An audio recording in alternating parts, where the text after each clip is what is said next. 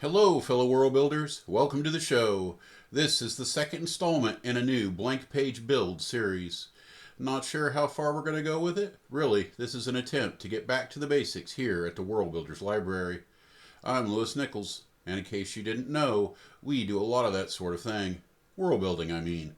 For the most part, it's in the context of 5th edition Dungeons & Dragons, and we have fully embraced the 2024 version. Although, let's be real, world building applies to everything from fiction writing to futurism to script writing for movies and all sorts of gaming. We're following the same format as the last go, trying to keep our head clear, limiting preconceptions until we choose a few guiding questions from the list. Let's open up the development document and see what we get. What is the most popular cuisine? Who was the worst ruler in history? Now that is off to a strange start.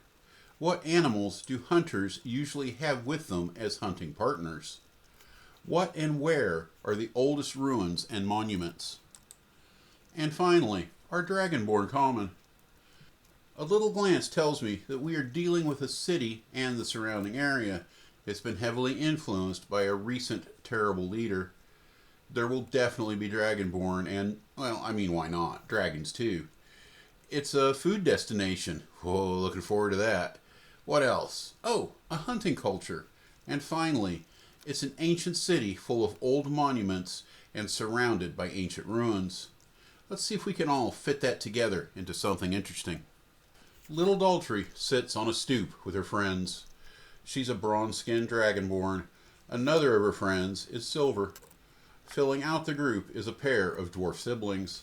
They have a blue spickleback surrounded, toying with it gently. The little reptile plays the role of a mouse in the urban landscape. Spicklebacks feed on the refuse of the city. Larger animals, including less common mammals, feed on them, as do the birds and the gutter caiman. Daltrey and her friends often get home from school early and play in her parents' garden. They are a rich family, but not restaurant rich. The food magnates are the city's real cultural elite and voting class, the truly wealthy. Daltrey's mother is an archaeologist, not a mercenary or adventurer or any of those other seedy, selfish, wish fulfillment jobs, but somebody who actually contributes to society. Daltrey thinks it's pretty cool that her mom also gets to carry a whip and a black powder carbine. Sometimes Daltrey's class goes to one set of ruins or another, and her mom usually acts as a guide. Even the really rich kids get jealous that mom's so cool, but it never lasts for long. It's okay though. Her little friend group does not want to be like the little Richie brats. They want to be secret adventurers, getting much dirtier than the foodies ever will. What's the city? Drakon Zoic. Come for the scenery, stay for dinner. Also known as the City of Scales, it is a high-dev coastal city tucked into the Red Whisper Mountains and right up against the coast. Looking out to the west is the shimmering seas and shipping lanes connecting the city to nearly 10 million urbanites scattered over cities and coastal towns, all within just 10 days on fast schooners or airships.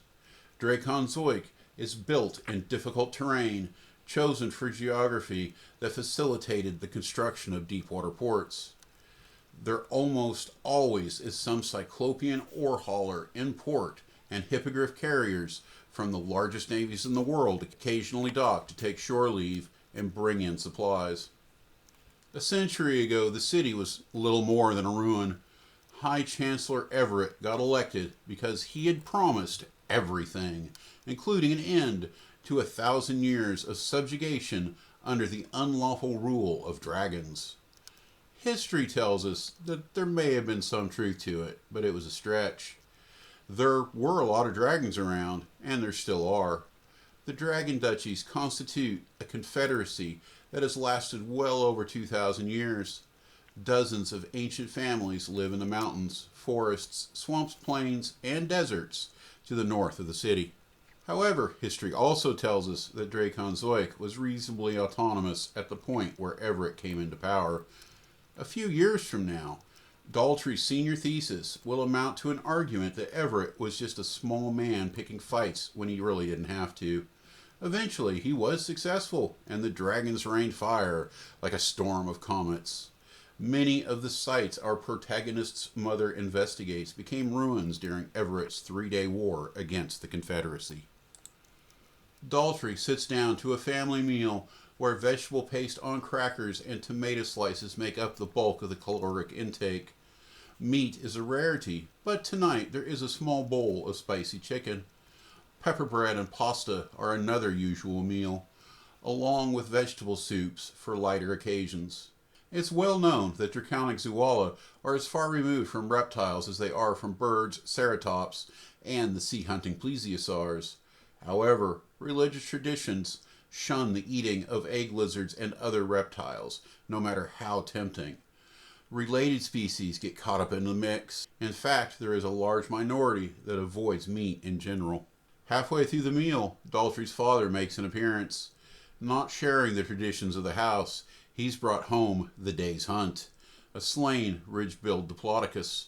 As the hunting pack of feathered raptors swarm Daltrey for attention, the men bring the 2-ton ridge-bill around the back to butcher their prey. Dracon Zoic is something rare in a fantasy world, but easily relatable to ours. It's a destination. Many of its world's best restaurants are here. There is a world-famous fish market. People visit to see the ruins or attend one of the history-focused universities. Visitors teleport in for stays of a few hours or a few weeks.